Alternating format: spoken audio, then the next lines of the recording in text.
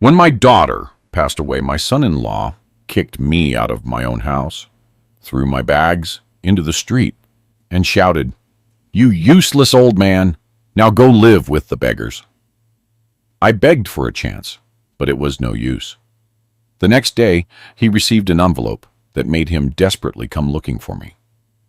My name is Harold Matthews, and I never imagined that losing my daughter would be just the beginning of my nightmare. At 58 years old, I thought I had seen enough of life's cruelties. But nothing prepared me for what my son-in-law, Marcus Vance, would do to me just hours after we buried my Sarah. The funeral had been small and quiet, exactly how Sarah would have wanted it. She was always the type who preferred intimate gatherings over grand displays. I remember standing by her casket, my hand trembling, as I placed a single white rose on the polished wood. She looked so peaceful, finally free from the cancer that had ravaged her body for 2 long years. Marcus stood beside me, his face a mask I had grown to recognize over the past few months. During Sarah's illness, he had become increasingly distant, cold even.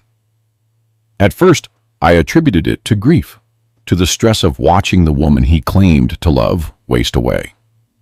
But there were moments when I caught something else in his eyes.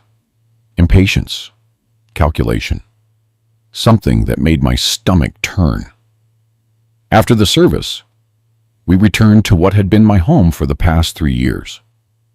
Sarah had insisted I move in with them after my minor heart episode. "Oh, Dad, you need family around you," she had said, her voice already weakened by chemotherapy. "Besides, this house is too big for just Marcus and me." I had resisted at first, not wanting to be a burden, but Sarah's pleading eyes broke down my defenses. The house, located in a quiet suburb of Atlanta, was filled with the usual post-funeral awkwardness. Neighbors bringing casseroles they would never eat. Distant relatives making small talk they didn't mean, everyone avoiding eye contact while they picked at sandwiches and spoke in hushed tones. I moved through it all in a daze, accepting condolences with mechanical nods and thank yous.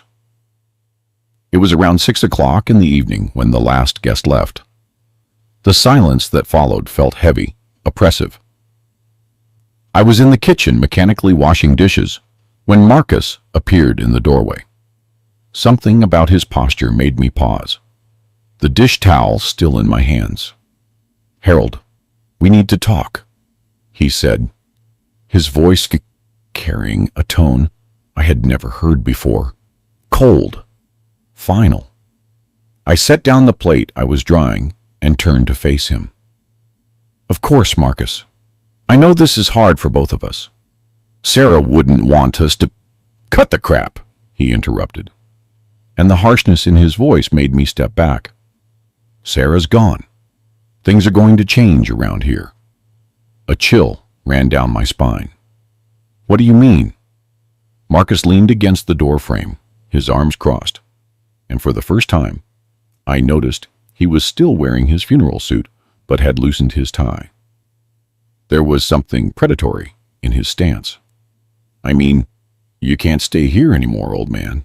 This is my house now, and I don't need some useless old fart taking up space." The words hit me like a physical blow. I gripped the edge of the counter to steady myself. "Marcus, I don't understand. Sarah wanted—" "Sarah's dead," he snapped, his voice rising. "What she wanted doesn't matter anymore. This is reality, Harold. I've got my own life to live, and it doesn't include playing nursemaid to some pathetic old man who can't even take care of himself." My mouth went dry. "But where would I go? This has been my home for 3 years. My things, Marcus laughed, but there was no humor in it. It was a sound that made my blood run cold. "Your things? What things? A bunch of old clothes and dusty books? Some worthless photo albums? Give me a break." He pushed off from the doorframe and walked closer. his presence suddenly menacing. Here's how this is going to work. You're going to pack your stuff tonight, and you're going to be gone by morning. I don't care where you go. Find a nursing home. Live under a bridge. I couldn't care less. But you're not staying here. The room began to spin. This couldn't be happening. Not today. Not after burying my daughter. Marcus, please. Can we at least talk about this? Maybe give me a few weeks to figure something out. I just buried my only child. I'm not thinking clearly. No. The word came out like a gunshot. You've had 3 years to figure out your life. And instead, you've been a leech, sucking off my generosity. Well, the free ride's over. Tears began to blur my vision. I had held them back all day, trying to be strong for Sarah's memory. But now, they came flooding out. Please, Marcus, I'm begging you. I don't have anywhere else to go. I don't have much money saved. And at my age, that's not my problem, he said, his voice getting louder. You should have thought about that before you became a burden. You think I don't know what people say about me? Poor Marcus, stuck taking care of his deadbeat father-in-law. Well, I'm done being the good guy. He walked to the front closet and yanked out 2 old suitcases I recognized as my own. They hit the floor with a loud thud. Start packing now. My hands were shaking as I stared at the suitcases. Marcus, please, just give me a few days. I'll call some friends. Maybe find a small apartment. You don't get it, do you? His face was red now, veins bulging in his neck. I want you gone tonight. This minute. Every second. You're in my house makes me sick. He walked to the front door and yanked it open, the cool evening air rushing in. Get your junk and get out, you useless old bastard. Go live with the other homeless bums where you belong. The words cut through me like knives. I had known Marcus for 5 years, had watched him court my daughter, had walked her down the aisle to marry him. I had babysat him through his MBA finals, had lent him hundreds of dollars when his car broke down, had treated him like the son I never had. And this was how he repaid that kindness. With my legs feeling like lead, I dragged myself upstairs to pack. My hands trembled as I folded clothes and gathered toiletries. Each item felt impossibly heavy. A photo of Sarah and me at her college graduation, her first finger painting from kindergarten, that I had somehow managed to keep all these years. The watch she had given me for my 50th birthday. When I came back downstairs with my 2 suitcases, Marcus was waiting by the open door, tapping his foot impatiently. About time, he muttered. Now get out, and don't ever come back. As I stepped onto the porch, dragging my suitcases behind me, I turned one last time. Marcus, Sarah loved you. She would be heartbroken to see. The door slammed in my face so hard it rattled the windows. I stood there in the growing darkness, 2 suitcases at my feet, with nowhere to go and no one to call. The neighbor's porch light came on, and I saw Mrs. Patterson peek through her curtains before quickly pulling them shut. Even she couldn't look at my shame. That night, I slept in my car in a Walmart parking lot, using my coat as a blanket and my suitcase as a pillow. Every time I closed my eyes, I saw Sarah's face and wondered how I would explain to her that the man she loved had thrown her father away like garbage on the day of her funeral. 3 weeks had passed since Marcus threw me out, and I barely recognized the man I had become. My reflection in store windows showed someone hollow-eyed and gaunt, someone who looked every bit the homeless person Marcus had accused me of being. The irony wasn't lost on me. I had managed to find a spot at the Riverside Shelter, a rundown building that reeked of disinfectant and despair. The cots were arranged in rows, like a military barracks, and the thin mattresses offered little comfort against the metal frames. But it was warm, and it was dry, and at 58 years old, I had learned not to be picky about small mercies. My days had settled into a grim routine.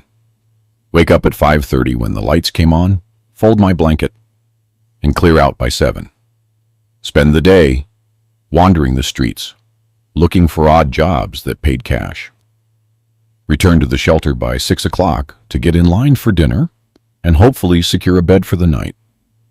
The hardest part wasn't the physical discomfort or even the constant gnawing of hunger when I couldn't afford a meal. It was the way people looked at me now, or rather, the way they looked through me, as if I had become invisible the moment I lost my address. I had tried calling a few old friends from my working days, but those conversations never went well. Tom Henderson, who I had known for 20 years, actually hung up on me when I mentioned needing a place to stay temporarily. "Sorry, Harold, but we've got our own problems," was all he said before the line went dead. My former colleague, Janet, was more polite, but equally unhelpful. "Oh, Harold, I wish I could help, but you know how it is. We barely have room for ourselves. And with the economy the way it is," her voice trailed off into the familiar territory of excuses I had heard before. The truth was, people were afraid that whatever had happened to me might be contagious. Homelessness made them uncomfortable, forced them to confront how thin the line was between security and destitution. It was easier to believe I had done something to deserve this fate than to acknowledge that it could happen to anyone. But it was the encounter with my neighbor, Carl, that broke something inside me. I had spotted him coming out of the hardware store downtown and approached him hopefully. Carl had borrowed my lawnmower countless times over the years, and we had shared many conversations over the fence between our yards. "Carl!" I called it out, relief flooding through me at seeing a familiar face. He looked up, squinted. Then his expression shifted from confusion to recognition to something that looked like embarrassment. "Harold? Jesus, you look—" He stopped himself, but I could fill in the blanks. "I've been having a rough time since Sarah died," I said, trying to keep my voice steady. "Marcus kicked me out, and I'm staying at the shelter for now, but I was wondering if you might know of any work." "Look, Harold," Carl interrupted, glancing around nervously, as if someone might see him talking to me. "I'm sorry about Sarah, I really am, but I can't get involved in whatever is going on between you and Marcus. That's family business." "I'm not asking you to get involved," I said quickly. "I just need work, anything. I'm good with my hands, you know that. Remember when I helped you build that deck?" Carl shifted his weight from foot to foot, clearly wanting to escape. "The thing is, Harold, times are tough for everyone. I can't afford to hire help right now. I'm sorry." He turned to leave, then paused and looked back. "Maybe you should try to work things out with Marcus. Family's family, you know." "Whatever you did, I didn't do anything," I said, but he was already walking away. That afternoon, I sat on a bench in Riverside Park, watching families play with their children, and wondering how my life had collapsed so completely. An elderly woman sat down beside me, and I noticed she was carefully unwrapping a sandwich. "You look hungry, dear," she said softly, offering me half. I wanted to refuse, to maintain some shred of dignity, but my stomach betrayed me with a loud growl. "Thank you," I whispered, accepting the food gratefully. "I'm Margaret," she said. "I volunteer at the church down the street. You're welcome to come by for lunch tomorrow if you'd like." For the first time in weeks, someone had shown me kindness without expecting anything in return. I had to fight back tears. "I'm Harold, and yes, I'd like that very much." Meanwhile, I learned from overheard conversations at the shelter that Marcus was living quite well in what used to be my home. A guy named Pete, who did odd jobs around the neighborhood, mentioned seeing Marcus loading boxes into a moving truck. "Nice house," Pete had said. "Must be worth a fortune." Guy seemed in a real hurry to get rid of stuff, though. Had a big dumpster out front, just throwing things away like they were garbage. My heart clenched. Those things were probably Sarah's belongings, items I would have treasured forever. Her books, her artwork from high school, the quilt her grandmother had made her, all of it treated like trash. "Did you see what kind of stuff he was throwing out?" I asked, trying to keep my voice casual. Pete shrugged. "Looked like photo albums, some furniture, women's clothing. Seemed like he was clearing house completely. Also saw him with some woman a couple times, blonde, real put-together looking. They seemed pretty cozy."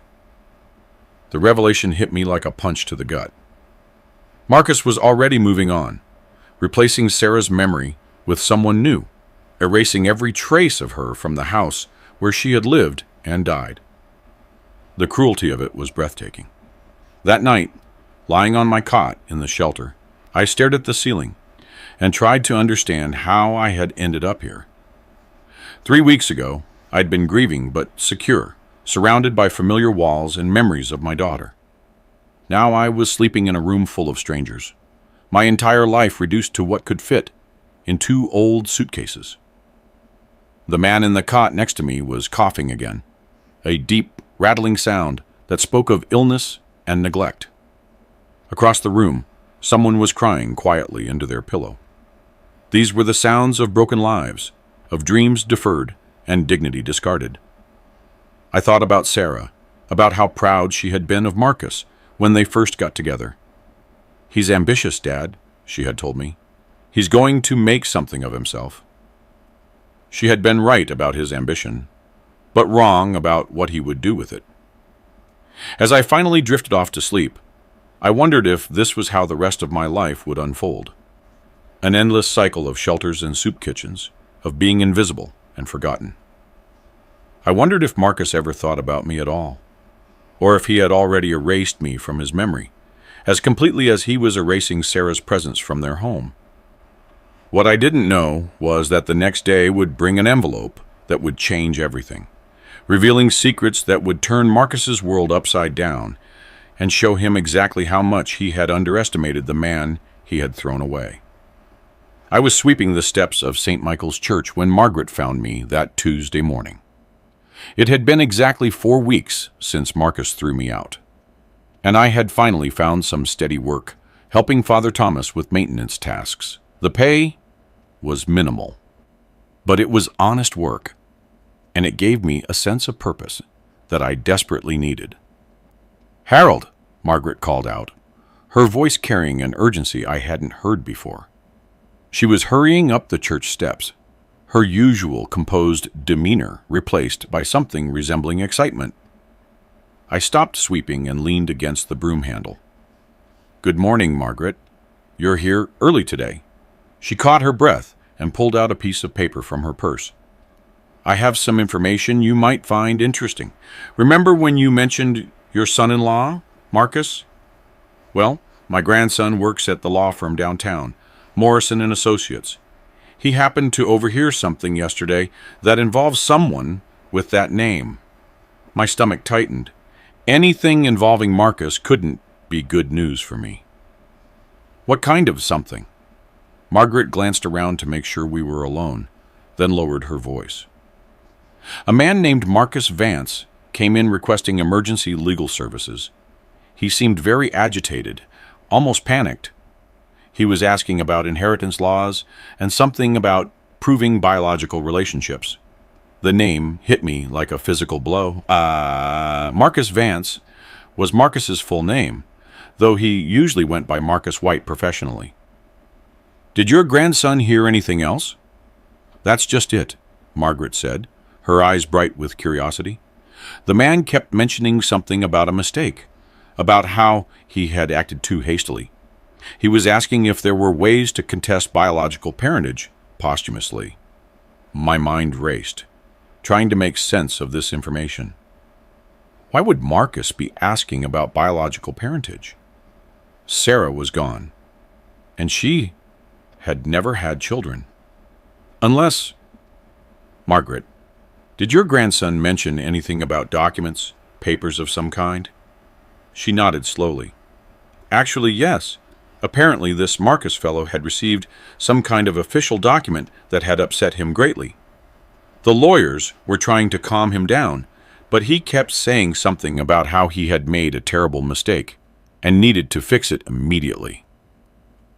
I felt a strange mix of confusion and anticipation building in my chest. What kind of document could have sent Marcus to a lawyer in such a panic? And what did it have to do with biological relationships? When did this happen?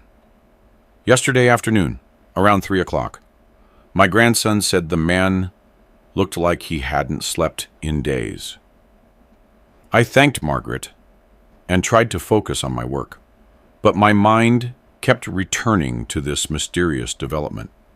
What could have happened to make Marcus so desperate that he was consulting lawyers about biological parentage?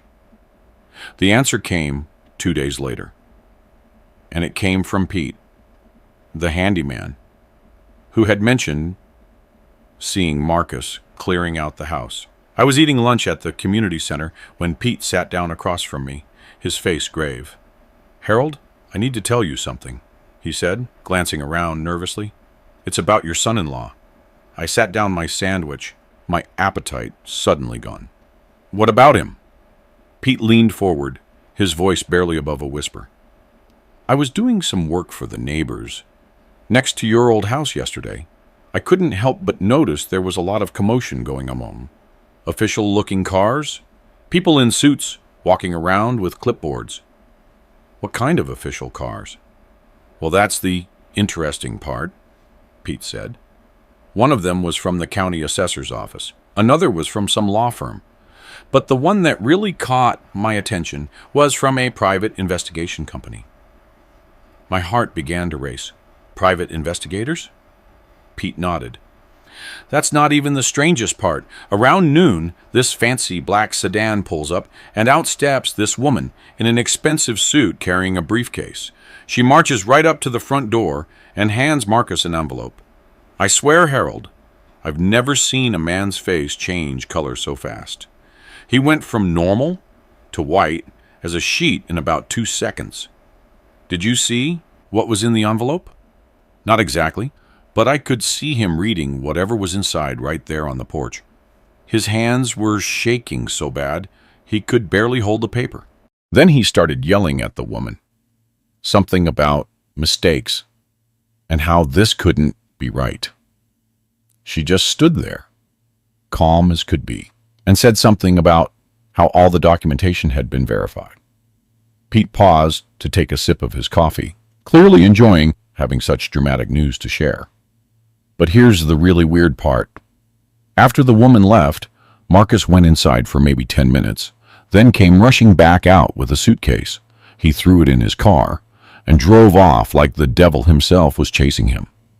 He left the house? That's just it. He came back about an hour later with 2 other men.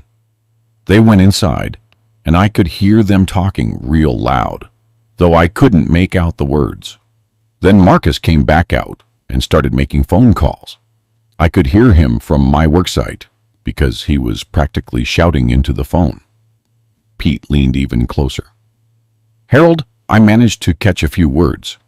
He kept saying things like, 'I need to find him, and this changes everything.' And I made a huge mistake. At one point, I clearly heard him say, 'Your name.' My mouth went dry. My name? Clear as day? He was telling someone on the phone that he needed to locate Harold immediately, that it was urgent. He sounded desperate, Harold, like his whole world was falling apart. I sat back in my chair, my mind spinning. What could possibly have been in that envelope? that would make Marcus so desperate to find me. The same man who had called me a useless burden and thrown me out like garbage was now apparently searching for me urgently. Pete, did you happen to see the name of the law firm or the investigation company? He scratched his head thoughtfully. The law firm was definitely Morrison and Associates. I recognized their logo. The investigation company? Let me think. It was something with heritage in the name. Heritage Research, maybe. Heritage Investigations. That afternoon, I walked to the public library and used their computer to search for Heritage Investigations. Their website was professional and understated, specializing in genealogical research, family history verification, and biological parentage confirmation. The pieces of the puzzle were starting to form a picture, but it was one that didn't make sense yet.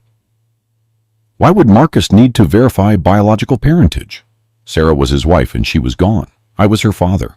That had never been in question. Unless... A thought struck me with such force that I actually gasped aloud, causing other library patrons to look in my direction. What if the investigation wasn't about whether I was Sarah's father? What if it was about whether Sarah was my daughter? But that was impossible. I had been there when Sarah was born. I had raised her from infancy. I had her birth certificate, her school records, everything that proved she was mine. Unless there was something I didn't know, something that had been hidden from me for 28 years. That evening, as I lay on my cot at the shelter, I couldn't shake the feeling that everything I thought I knew about my life was about to be turned upside down. Marcus's panic, the lawyers, the private investigators, it all pointed to some kind of revelation that had changed everything.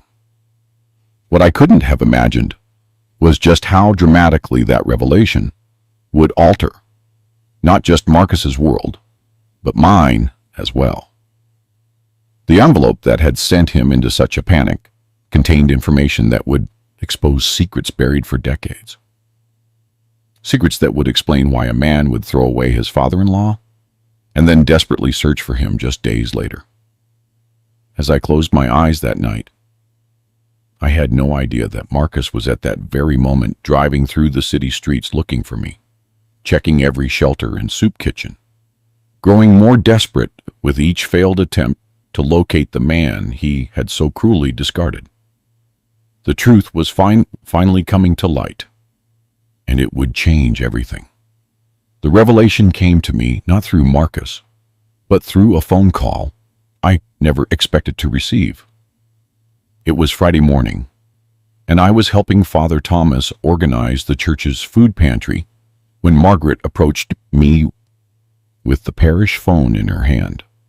"Harold, there's a call for you," she said, her expression puzzled.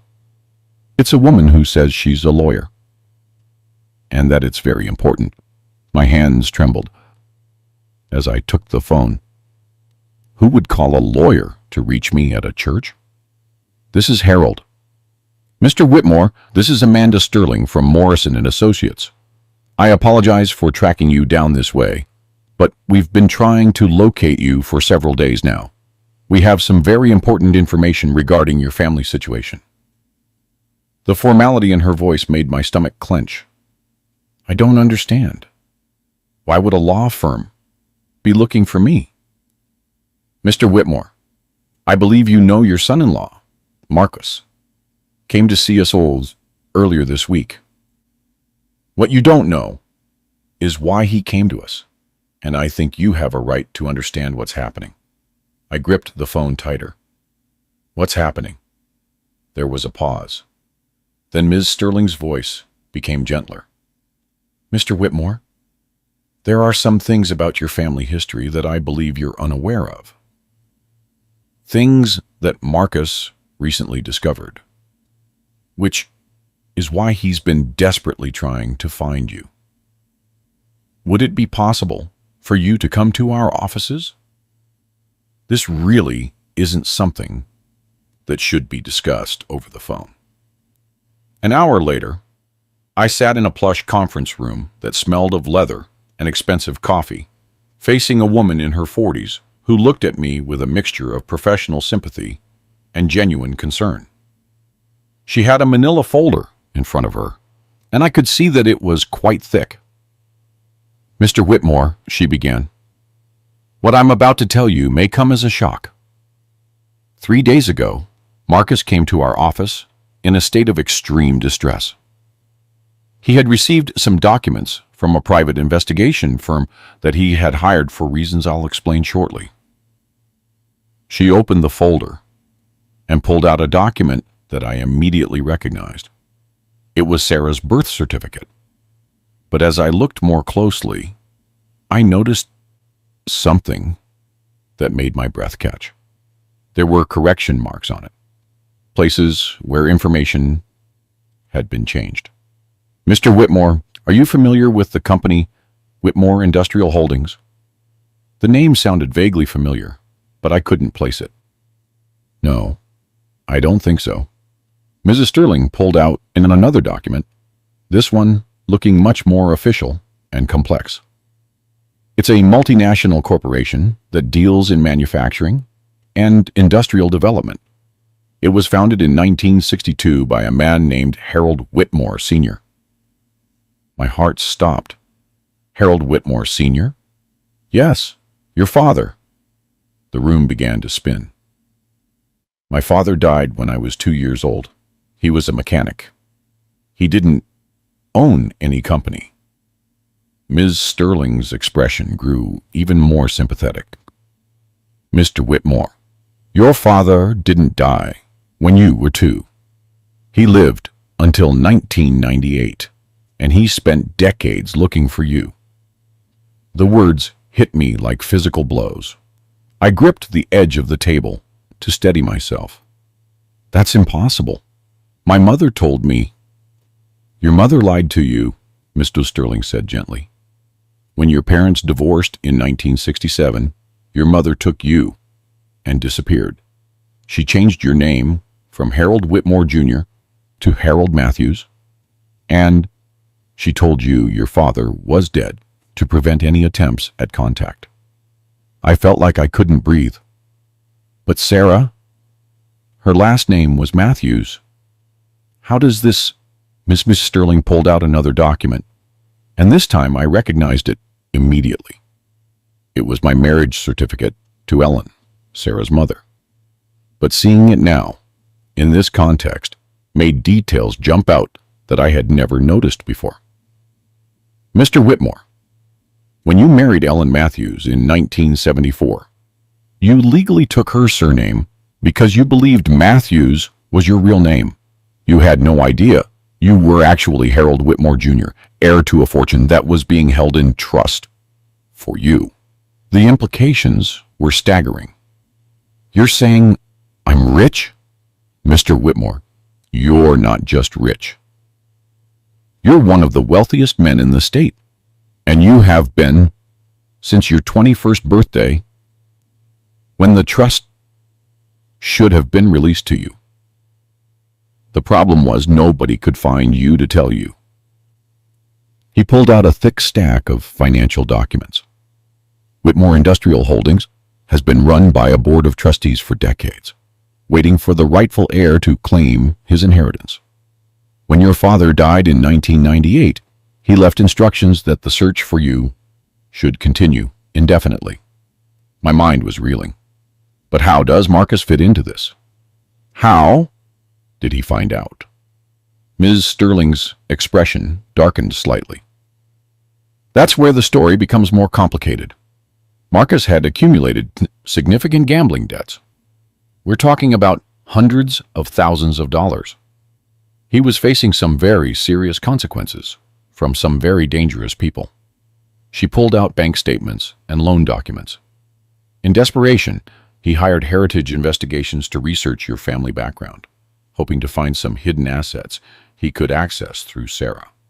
What he found instead was the truth about who you really are. The pieces were finally falling into place. The envelope that Pete saw was the complete report from Heritage Investigations confirming my identity as Harold Whitmore Jr. and detailing the extent of my inheritance. Marcus realized that the man he had thrown out onto the streets was actually worth more money than he could spend in several lifetimes. I stared at the documents in front of me, trying to process what this meant. So Sarah was the daughter of one of the wealthiest men in the country, and she never knew it. And Marcus, who was desperately in debt and facing serious trouble, had just thrown away his only connection to the fortune that could have saved it to him. Ms. Sterling leaned forward. "Mr. Whitmore, there's something else you need to know. Your father's will contains a very specific clause. If any member of your family, including spouses of your children, is found to have mistreated or harmed you in any way, they are permanently barred from any access to the estate." The irony was breathtaking. Marcus had thrown me out thinking I was a worthless burden, not knowing that I was actually worth more than he could have imagined. And in doing so, he had guaranteed that he would never see a penny of that wealth. "What happens now?" I asked, my voice barely above a whisper. Ms. Sterling smiled for the first time since I had arrived. "Now, Mr. Whitmore, you reclaim your birthright. The Board of Trustees has been waiting 38 years to turn control of the company over to you. You're about to become a very powerful man." She paused, then added, "And Marcus is about to learn that the homeless man he kicked to the curb was actually the one person who could have saved him from the mess he's created for himself." As I sat there, surrounded by documents that proved I was someone completely different from who I thought I was, I couldn't help but think about the cruel irony of it all. Marcus had been so focused on getting rid of what he saw as dead weight that he had thrown away his own salvation. But more than that, I thought about Sarah, about how proud she would have been to know that her father wasn't just some ordinary man, but someone who could make a real difference in the world. The tragedy was that she had died never knowing the truth about her own heritage. As Mrs. Sterling continued explaining the details of my inheritance and what it would mean, I realized that Marcus's desperate search for me wasn't just about money. It was about survival. And the man who had once called me useless was about to discover just how much he needed the person he had so callously discarded. The envelope that had sent him into such a panic had revealed the truth that would change both our lives forever, but in very different ways. The transformation in my circumstances happened with stunning speed. Within 48 hours of that meeting with Amanda Sterling, I went from sleeping on a cot at the Riverside Shelter to occupying a suite at the Grand Metropolitan Hotel, while my new legal team worked to establish my identity and transfer control of Whitmore Industrial Holdings. But I wasn't ready to reveal myself to Marcus just yet. I wanted to understand the full scope of his desperation first, to see exactly how far he would go to find the man he had thrown away like garbage. What I discovered exceeded even my darkest expectations of his character. It was Margaret who brought me the first report. She had become my unofficial intelligence gatherer, and her network of church volunteers and community connections proved invaluable in tracking Marcus's increasingly frantic behavior. "Harold, you need to hear this," she said when she visited me at the hotel. "Mrs. Chen from the laundromat called me this morning. She said a man matching Marcus's description came in yesterday, asking if anyone had seen an older homeless man. He was offering $50 for information. I sat down my coffee cup, intrigued despite myself. $50? He's putting up money to find me. Margaret nodded grimly. That's not all. Father Thomas told me that Marcus came to the church yesterday evening, practically demanding to know if you were staying there. When Father Thomas wouldn't give him any information about you, Marcus became belligerent. He started shouting about how it was an emergency and that people's lives were at stake. The irony wasn't lost on me. The same man who had screamed that I was worthless was now telling people that finding me was a matter of life and death. In a way, I supposed it was, at least for him. What did Father Thomas do? He told Marcus that even if he knew where you were, he wouldn't share that information with someone who had clearly caused you harm. Marcus actually tried to argue that he had been helping you, that you had been living in his house rent-free, and that he had only asked you to find more suitable arrangements. I laughed bitterly. More suitable arrangements? Is that what he's calling it now? Margaret's expression grew more serious. Harold, there's something else. My grandson at the law firm overheard Marcus on the phone with someone. It didn't sound like a pleasant conversation. There was talk about payments being overdue and consequences if the debt wasn't settled soon. That explained the urgency. Marcus wasn't just looking for me out of regret or family feeling. He was looking for me because dangerous people were closing in on him. And he now knew that I was his only possible salvation. Over the next few days, reports of Marcus's search efforts became increasingly desperate and invasive. Pete told me that Marcus had returned to the neighborhood multiple times, knocking on doors and asking neighbors if they had seen me. He had even approached homeless individuals on the street, showing them a photo of me and offering money for information. He looked terrible, Harold, Pete reported during one of our conversations, like he hadn't slept in days. His clothes were wrinkled. He needed a shave, and his hands were shaking. He had kept checking his phone like he was expecting bad news. But it was Amanda Sterling who provided the most revealing information about Marcus's situation. Her law firm had been contacted by Marcus no fewer than 6 times in the past week, each call more desperate than the last. He's offering to pay us a substantial fee just to help him locate you, she told me during one of our meetings. He claims it's a family emergency and that you're in danger on the streets. He's even suggested that we could bill him for finding you and arranging a reconciliation. I leaned back in my chair, processing this information. What exactly did he say about a reconciliation? Amanda consulted her notes. He said, and I quote, "I realize I may have been hasty in asking Harold to find alternative living arrangements. I'm prepared to welcome him back into our home and provide for his care. I just need to find him first." He's completely rewritten the narrative of what happened. The honesty was breathtaking. Marcus was now painting himself as a concerned family member who had simply suggested I might be happier elsewhere, rather than the man who had screamed at me to live with the homeless and slammed the door in my face. "Has he mentioned anything about the inheritance?" I asked. Amanda's expression grew knowing. Not directly, but he did ask several pointed questions about estate law, and whether someone could claim an inheritance on behalf of a family member who might be incapacitated or unable to manage their own affairs. So that was his angle.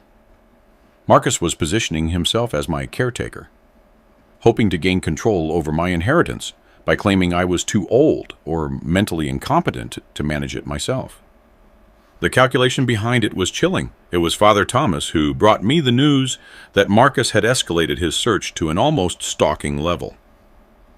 The priest visited me at the hotel, his usually calm demeanor replaced by obvious concern.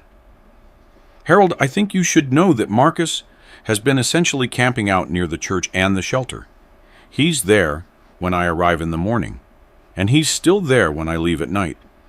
He approaches anyone who looks like they might be homeless or in need, showing them your picture. Has he bothered you again directly? Father Thomas nodded gravely. Yesterday, he cornered me as I was leaving and became quite aggressive. He accused me of hiding you and said that if anything happened to you, because I wouldn't reveal your location, it would be on my conscience. When I explained that I genuinely didn't know where you were staying, he didn't believe me. The priest paused, choosing his words carefully. Harold, I've seen desperate people before, but there's something different about Marcus. This isn't just about finding you. He seems terrified, like he's running out of time. That evening, I decided it was time to see Marcus's desperation for myself. I put on some of my old clothes from the shelter, pulled a baseball cap low over my face, and positioned myself across the street from the riverside shelter. I didn't have to wait long. Marcus's car pulled up just as the dinner line was forming. He got out, and I was shocked by his appearance. Pete had been right. He looked like he hadn't slept in days. His usually immaculate appearance was disheveled, his expensive suit wrinkled and stained. His movements were jerky, almost frantic. I watched as he approached person after person in the dinner line, showing them what I assumed was my photo. Most people shook their heads and moved away from him quickly, clearly uncomfortable with his intensity. A few accepted money from him in exchange for brief conversations, but I could see from their body language that they had no useful information to share. At one point, Marcus grabbed a young man by the arm when the man tried to walk away. I could see them arguing, with Marcus gesturing wildly while the young man tried to pull free. Eventually, someone from the shelter staff intervened, and Marcus was forced to back off. But it was what happened next that truly revealed the depth of his desperation. As he walked back to his car, I saw him pull out his phone and make a call. Even from across the street, I could hear the tension in his voice as he spoke. "I'm telling you, I'm doing everything I can to find him," he said, his voice carrying in the evening air. "I've checked every shelter, every soup kitchen, every place homeless people gather. He's got to be somewhere. No, I understand the deadline. I know what happens if I don't pay. Just give me a few more days, please." When he ended the call, Marcus stood by his car for several minutes, his head in his hands. For a moment, I almost felt sorry for him. Almost. But then, I remembered the sound of the door slamming in my face. I remembered sleeping in my car in a Walmart parking lot on the night of my daughter's funeral. I remembered the way he had called me a useless burden and told me to go live with the other homeless bums. Marcus had made his choices when he thought I was powerless and worthless. Now that he knew the truth about who I really was, he was desperate to undo those choices. But some actions have consequences that can't be reversed with apologies or money. As I watched him drive away that night, still searching for the man he had discarded, I realized that Marcus was about to learn a very hard lesson about the difference between having power and being at someone else's mercy. Tomorrow, I would let him find me, but it would be on my terms, and he would discover that the homeless man he had been desperately seeking had become someone with the power to either save him or destroy him completely.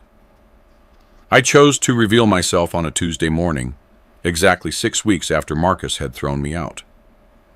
The location was deliberate, the steps of Morrison and Associates, where Marcus would be arriving for what he believed was a routine consultation about locating me.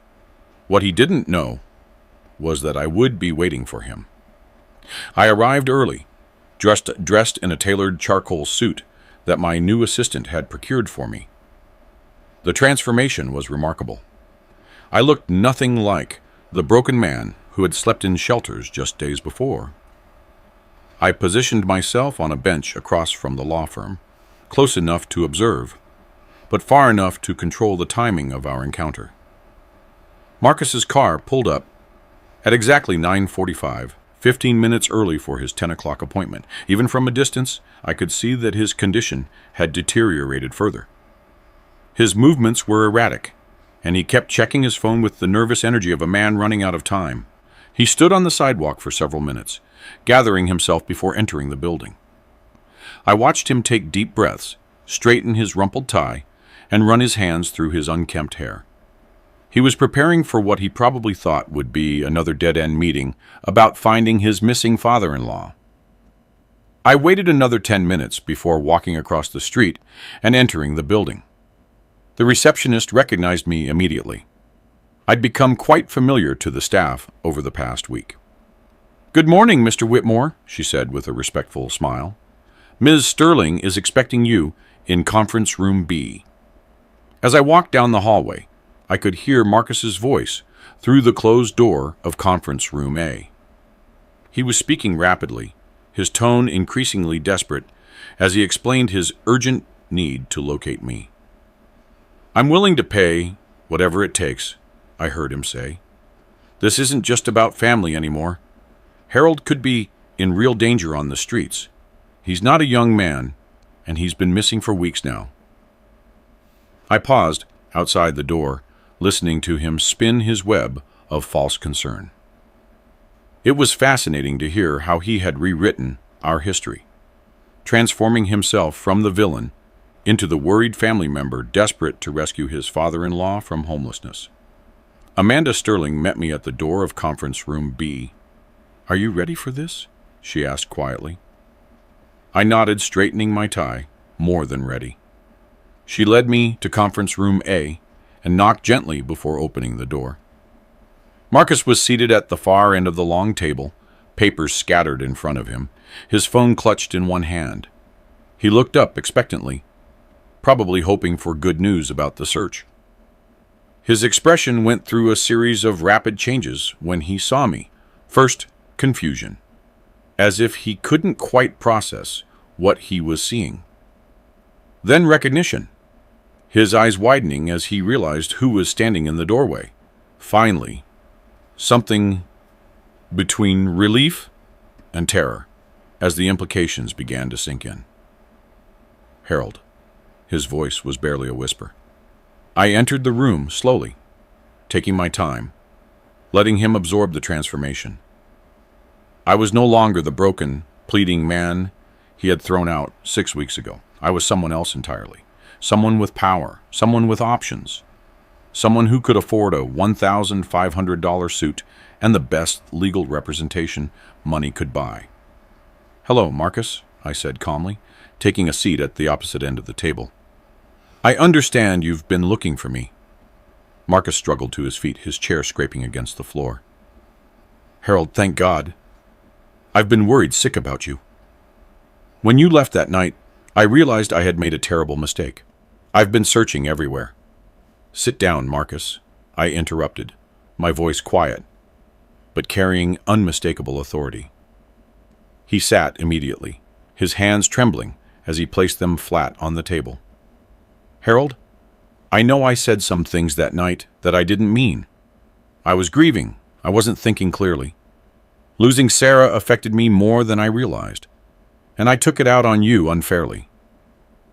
I leaned back in my chair, studying him with the detached interest of someone examining an insect under a microscope. "Is that your version of what happened? That you said some things you didn't mean?" Marcus swallowed hard, beads of sweat forming on his forehead, despite the air conditioning. "I know I asked you to find other arrangements, but I never meant for you to end up on the streets. I thought you had friends, other family members who could help."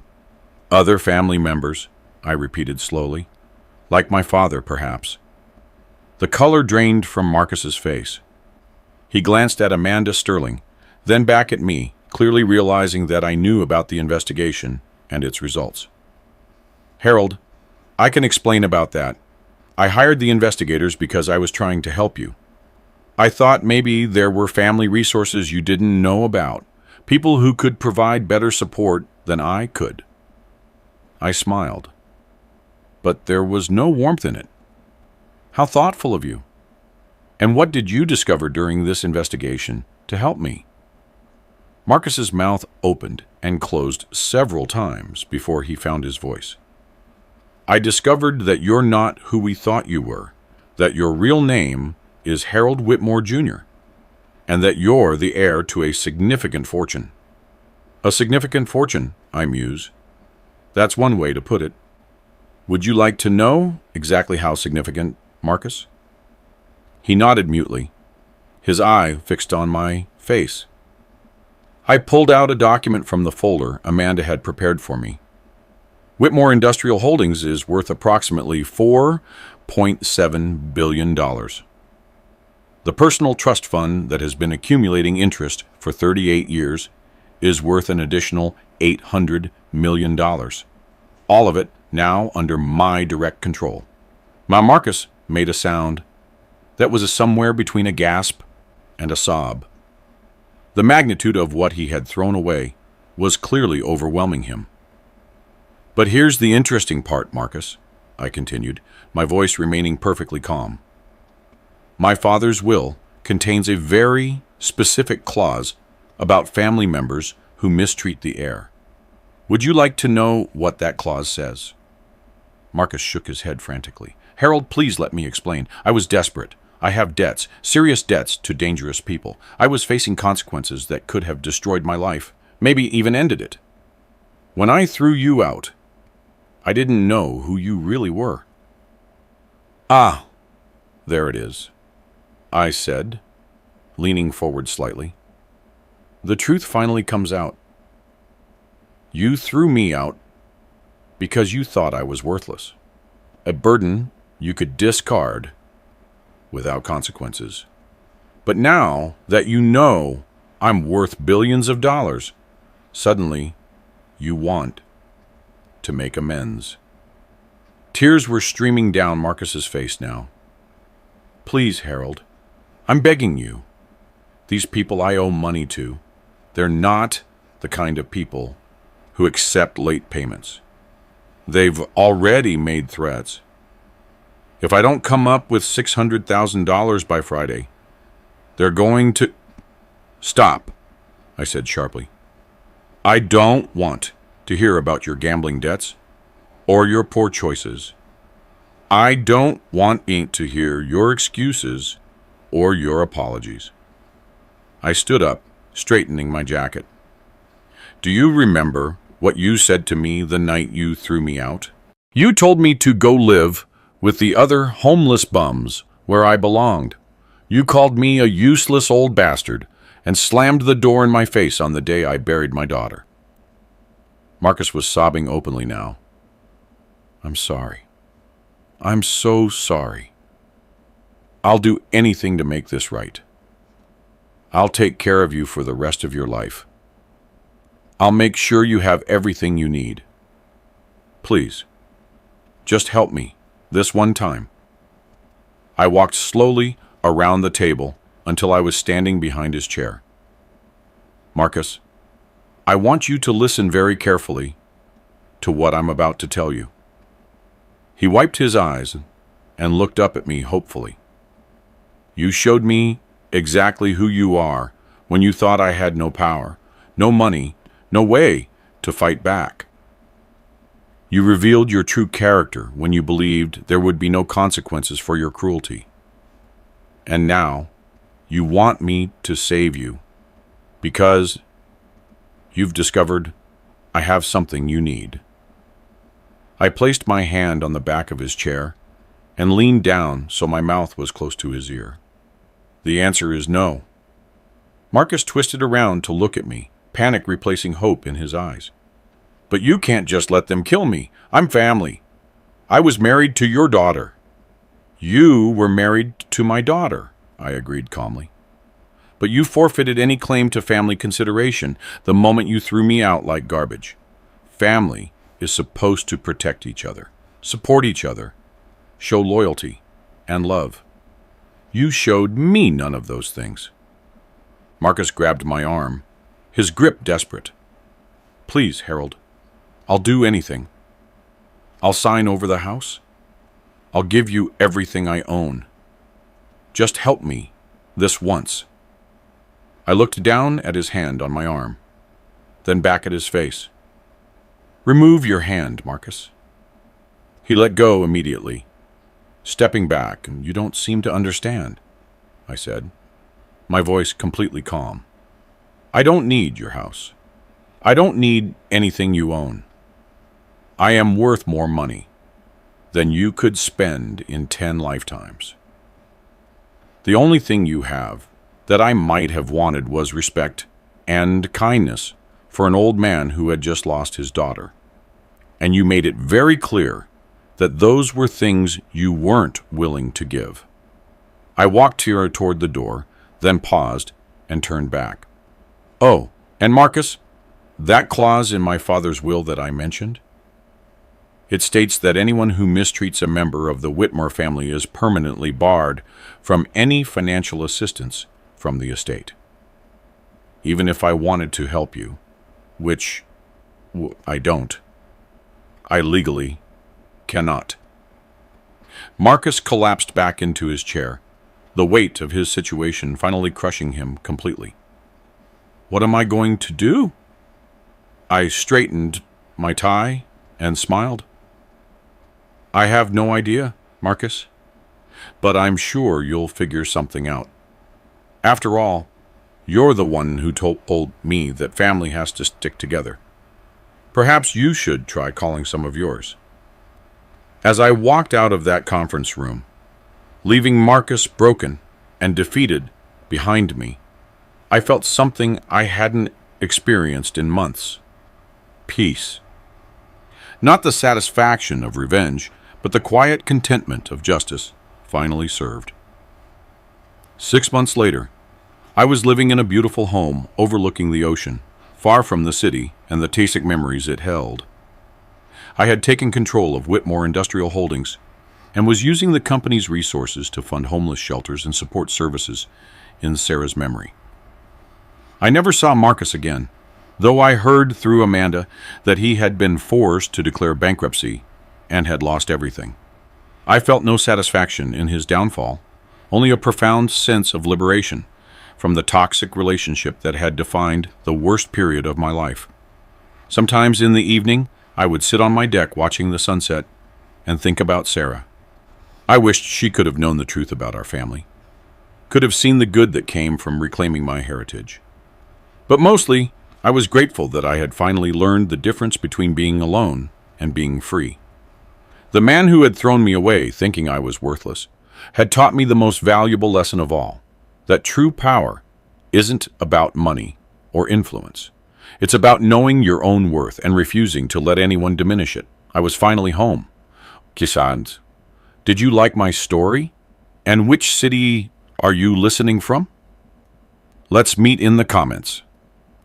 If you liked the story, you can support me by sending a super thanks so I can keep bringing more stories like this. Thank you so much for your sweet support. I'm looking forward to your comments on the story. On the screen, you can see 2 new life stories that I highly recommend. There's so much more on my channel. Don't forget to subscribe. See you in the next life story with love and respect.